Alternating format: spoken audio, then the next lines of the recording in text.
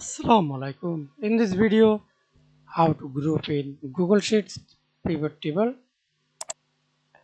Let's begin. First of all, select your full table or single cells as you wish. Then go to Insert tab, Pivot table, Name Sheets. Add names, months, cells, sum. Okay. Then select your grouping cells. Example: February, January, March. Then right click on your mouse, create pivot group. That's it.